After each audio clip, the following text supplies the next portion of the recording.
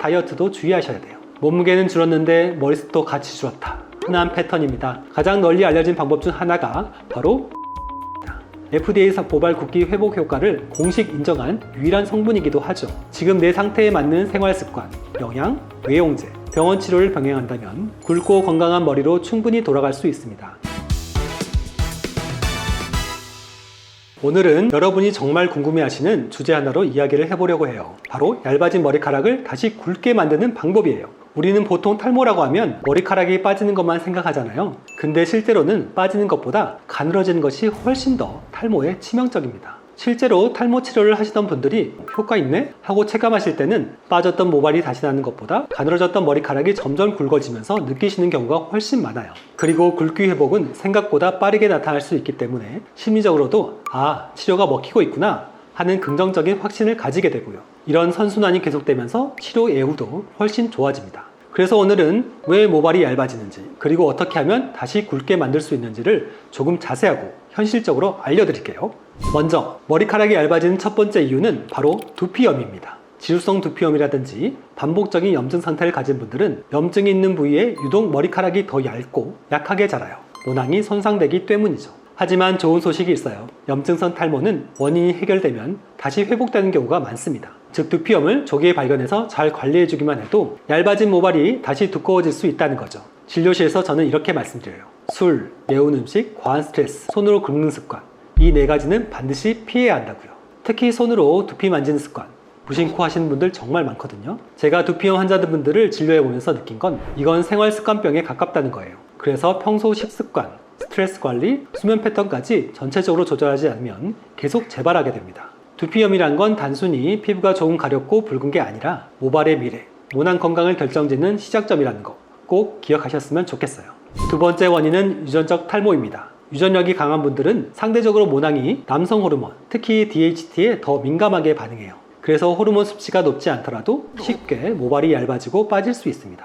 이런 경우는 두 가지 접근이 필요해요. 첫 번째는 생활습관에서 남성 호르몬 분비를 자극하는 요소들, 예를 들면 수면 부족, 과음, 고단백 위주의 식습관 등을 줄이는 거고요. 두 번째는 DHT를 차단하는 약물 치료입니다. 대표적으로 피나스트레이드, 투타스트레이드 계열의 약들이 있죠. 남성분들에겐 상당히 효과적인 치료 옵션이고요. 여성분들에겐 이 약물 복용이 어렵기 때문에 대신 엘크라넬 같은 외용제나 미녹시드를 사용하게 됩니다. 생활습관적으로는 검정콩, 검정깨, 달걀, 석류 같은 음식도 모발에 긍정적인 영향을 줄 수 있으니까 참고해 보시면 좋아요. 세 번째는 스트레스입니다. 사실 스트레스만큼 두피에 안 좋은 게 없어요. 만성적인 정신적 스트레스는 두피의 혈류량을 감소시키고 결국 모낭에 산소와 영양 공급이 줄어들면서 모발이 얇아지고 힘을 잃게 됩니다. 그리고 스트레스는 두피 면역력을 떨어뜨려서 다시 두피염으로 이어질 수도 있어요. 하나의 원인이 또 다른 문제를 불러오는 거죠. 비슷한 맥락으로 다이어트도 주의하셔야 돼요. 특히 단기간의 극단적인 다이어트는 모발 성장에 필수적인 단백질, 비타민, 미네랄 공급을 방해하니까요. 몸무게는 줄었는데 머리숱도 같이 줄었다. 흔한 패턴입니다. 그리고 스트레스나 다이어트로 인한 모발 변화는 초기엔 티가 잘 안 나다가 한두 달 지나고 나서 모발의 탄력, 윤기, 굵기까지 전반적으로 무너지는 형태로 나타나요. 이건 영양의 문제만은 아니고 모발 주기의 교란, 즉 성장기에서 휴지기로 전환이 갑자기 늘어나는 게 핵심이에요. 그래서 외적으로는 머리카락이 얇아지고 푸석해지고 심하면 산발적으로 빠지기 시작합니다. 실제로 계절 변화, 시험 스트레스, 이직, 이사, 이별, 수험 등 삶의 큰 이벤트 이후에 모발이 갑자기 변했다고 느끼시는 분들이 많은데요. 그게 스트레스성 탈모의 대표적인 특징입니다. 그래서 스트레스를 단순한 감정 문제로 넘기기보다는 두피와 모낭의 직접적인 건강 요인으로 꼭 인식하고 관리하셔야 됩니다.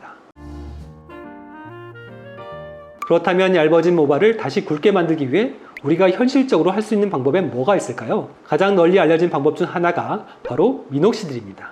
약국에서 파는 탈모 외용제 중 가장 흔하고 FDA 모발 굵기 회복 효과를 공식 인정한 유일한 성분이기도 하죠. 원래는 혈압약으로 개발되었지만 채모 증가 부작용에 착안해 모낭 주변 혈류를 증가시키고 모발 성장을 자극하는 효과가 확인됐습니다. 기전은 비교적 간단합니다. 혈관을 확장시켜 산소와 영양물 공급을 늘리고 모발의 성장기를 연장시켜 굵고 건강한 모발이 자랄 수 있게 돕는 겁니다. 하지만 정말 중요한 포인트는 꾸준함이에요. 하루 이틀 써서 효과 보는 게 아니라 보통 3개월에서 6개월은 써야 눈에 띄는 변화가 생깁니다. 초기에는 쉐딩 반응이라 불리는 일시적인 탈락 현상이 있을 수 있어요. 기존의 약한 모발이 빠지고 새로운 건강한 머리카락이 자리 잡기 위한 과정이니 너무 걱정하실 필요 없습니다. 미녹시딜은 액상과 폼 타입이 있는데 예민한 피부엔 폼 타입이 덜 자극적이고 사용감이 좋아요. 농도는 보통 남성 5%, 여성 2에서 3%를 권장하지만 여성도 심한 경우엔 5%를 쓰기도 해요. 단 임신 가능성이 있는 경우엔 꼭 전문의 상담 후 사용해야 합니다.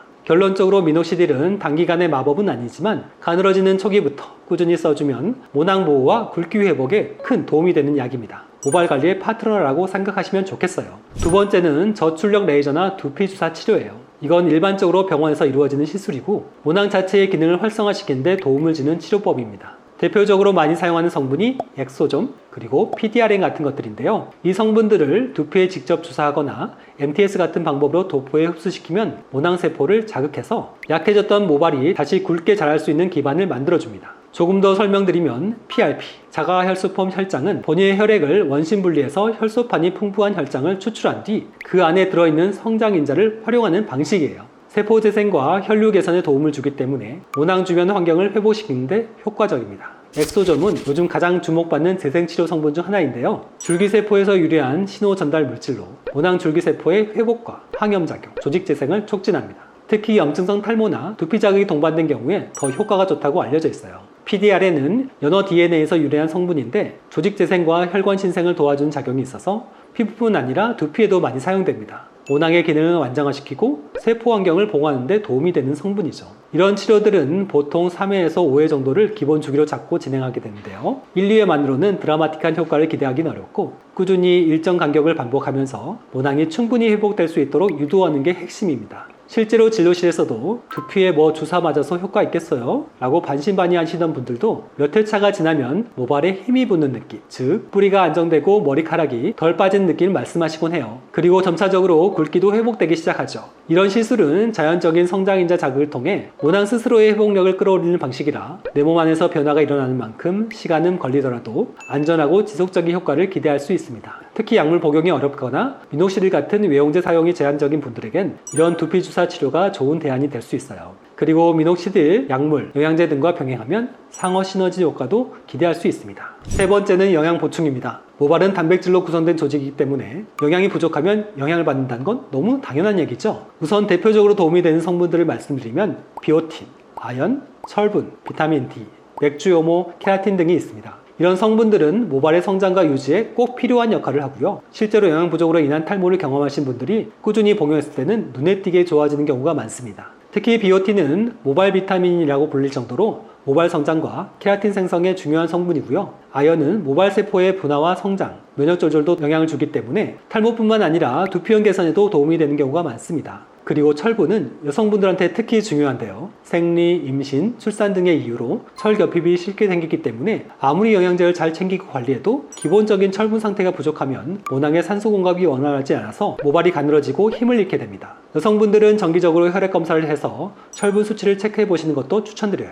또 비타민도 정말 중요해요. 이건 햇빛을 받아야 만들어진 성분인데 요즘 대부분의 사람들이 실내 생활을 오래 하다 보니 생각보다 결핍인 상태인 경우가 많습니다. 비타민 D는 뼈 건강뿐만 아니라 면역과 호르몬 밸런스, 심지어 모낭 건강에도 영향을 주는 성분이에요. 여기에 더해 맥주 효모나 케라틴, 시스테인 같은 모발 구성 성분을 보충해주는 제품들도 도움이 될 수 있고요. 종합 영양제를 고를 땐 이 성분들이 고르게 포함되어 있는지 확인하시는 게 좋습니다. 간혹 그럼 어떤 브랜드가 좋아요? 라고 물어보시는 분들도 많은데 사실 브랜드보다 성분 조합이 잘 짜여 있는지 그리고 복용 용량이 충분한지 식후에 잘 흡수될 수 있는 타입인지 이런 것들이 더 중요해요. 참고로 판시들이나 판토가 같은 제품들은 이런 주요 성분들을 종합적으로 포함하고 있어서 경험적으로도 꽤 만족하시는 분들이 많은 제품군이에요. 물론 사람마다 체감은 조금 다를 수 있으니 2, 3개월 이상 복용하면서 나한테 맞는지 살펴보는 것도 중요하고요. 아무리 좋은 시술이나 약을 쓰더라도 모발을 구성하는 재료 자체가 부족하면 절대 튼튼하게 자라날 수 없습니다. 그래서 영양 보충은 부가적인 게 아니라 기본 토대로 생각하고 꼭 챙겨주셔야 합니다. 여기서 하나 더 말씀드리고 싶은 건 약물 부작용입니다. 모발을 얇게 만드는 대표적인 약물 중 하나가 로아큐탄, 이소트레티노닌 계열의 약들은 약이에요. 저도 고등학생 때 3년 정도 복용했었고 그 후로 머리카락이 확 얇아졌던 경험이 있어요. 이 약은 피지를 억제하는 기능이 있는데 그만큼 모낭에도 영향을 줄 수 있습니다. 또 항생제, 항우울제, 항간질제처럼 장기 복용 시 탈모로 이어질 수 있는 약들도 꽤 많아요. 그래서 어떤 약이든 복용을 시작하기 전에 꼭 의사나 약사와 부작용 가능성을 충분히 상담하시고 복용 중에는 변화가 있는지 꼼꼼히 체크하셔야 합니다. 마무리하자면 머리카락이 빠지는 것보다 더 먼저 신경 써야 하는 게 바로 굵기예요. 탈모가 시작되기 전에 모발이 얇아진 사인을 잘 캐치하고 지금 내 상태에 맞는 생활습관, 영양, 외용제, 병원 치료를 병행한다면 굵고 건강한 머리로 충분히 돌아갈 수 있습니다. 오늘 영상이 도움이 되셨다면 좋아요와 구독 꼭 부탁드리고요. 궁금하신 게 있다면 언제든지 댓글 달아주세요. 지금까지 라인을 씻는 남자 닥터 이영민이었습니다. 감사합니다.